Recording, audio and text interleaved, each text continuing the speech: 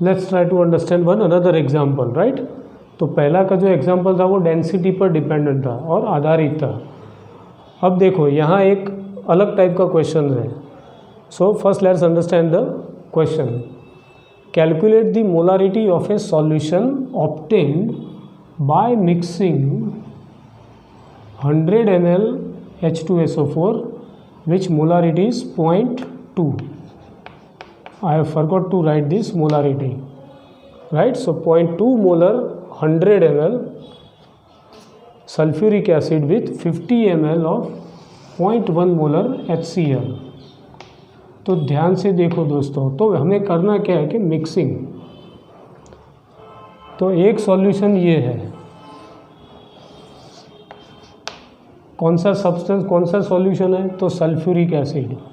कितना वॉल्यूम है, 100 ml। क्या मोलारिटी है, 0.2 मोलर। दूसरा सॉल्यूशन क्या है, तो HCl, उसकी मोलारिटी है 0.1 मोलर, वॉल्यूम उसका है 50 ml। अब इसको कुछ ग्राफिकली समझाऊं तो ऐसे समझ सकते हैं कि मान लो कि ये एक बीकर है जिसमें let's say 0.2 molar 100 ml sulphuric acid भरा हुआ है। तो ये एक सॉल्यूशन 1 हुआ। दूसरा सॉल्यूशन हम ये इमेजिन करें कि दूसरे बीकर में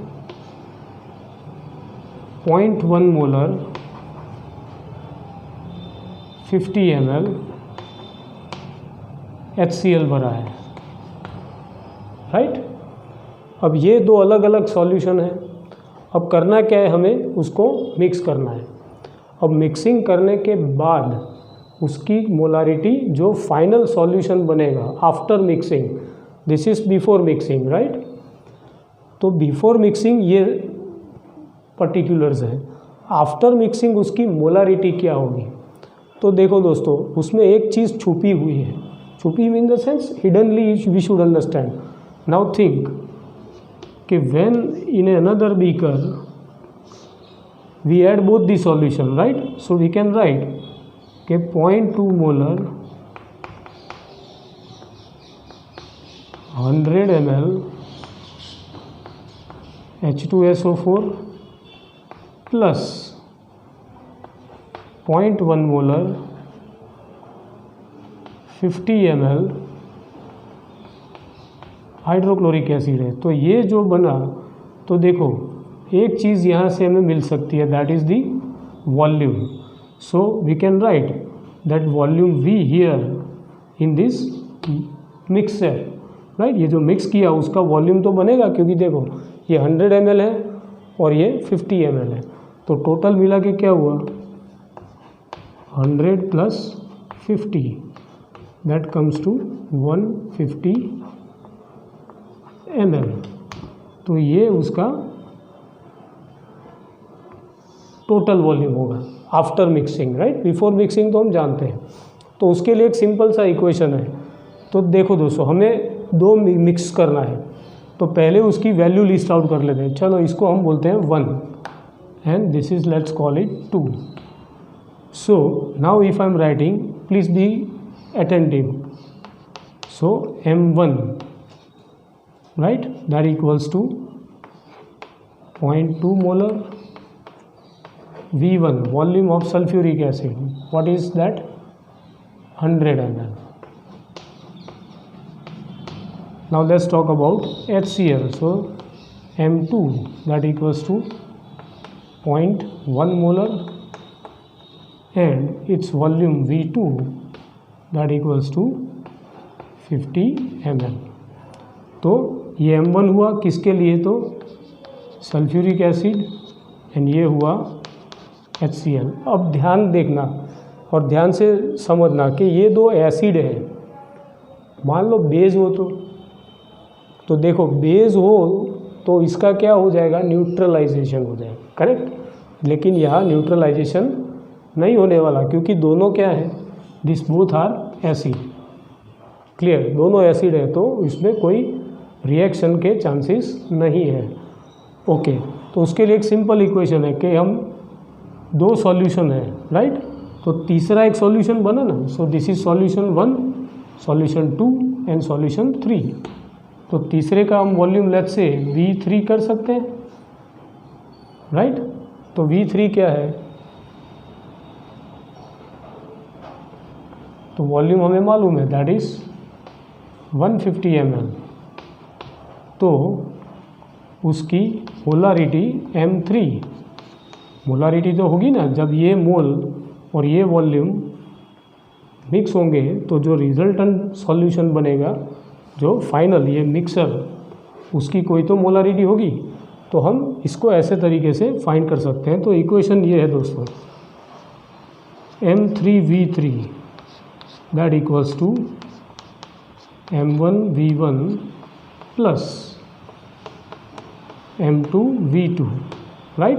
ये प्लस क्यों है, क्योंकि दोनों सॉल्यूशन हमने मिक्स कर दिए हैं। ओके, सो अब V3 हमें मालूम है, तो इक्वेशन की RHS पर ले जाओ। तो M3 that equals to M1V1 plus M2V2 divide by V3, और V3 हमें मालूम है 100 plus 50। Okay, so let's calculate M3। अब M1V1 की वैल्यू हमें पता है, तो उसको सेपरेटली ब्रैकेट में लिखते हैं समझने के लिए। So what we can write, 0.2 multiply by 100 plus 0.1 multiply by 50 divide by V3 हमें मालूम है 150 ml, right. So M3 equal to, अब इसका सिंप्लीफिकेशन करें तो आंसर वुड बी 20.2 इंटू 100 और 0.1 into 50 that comes to 5 divide by 150। So M3, तो इसका सेल्फ करो तो 25/150। तो जो फाइनल आंसर आएगा M3 that will be 0.166 approx, right. Let us verify, yes, right. तो जो फाइनल सॉल्यूशन की मोलारिटी होगी वो 0.166 मोलर। अच्छा, यूनिट अवश्य लिखना दोस्तों, राइट। अगर ये चूक गए तो गए काम से मार्क्स कटते हैं दोस्तों जब यूनिट हम नहीं लिखते, right. So be careful, right. तो फाइनल जो वॉल्यूम हुआ वो होगा V3 that is known 150 ml। तो by mixing these two solution or any two such solution provided that should not be a chemical reaction, हाँ, ये दो एसिड है इसलिए कोई रिएक्शन नहीं करेंगे, बेस होंगे कि ये एसिड है और दूसरा बेस होगा तो न्यूट्रलाइजेशन होगा, राइट। तो उसका केस अलग हो जाएगा, राइट। वो हम समझेंगे जब हम नॉर्मलिटी डिस्कस करेंगे, there we will understand in much detail, correct. So from now on these are the different types of molarity questions which frequently asked in the board exam, school exam or even competitive exams, right. So these are few varieties of questions I have tried to make you understand and hope you will practice. We will frame such questions and will give it to you as an assignment, right. But till then refer this, understand it, right. Thank you.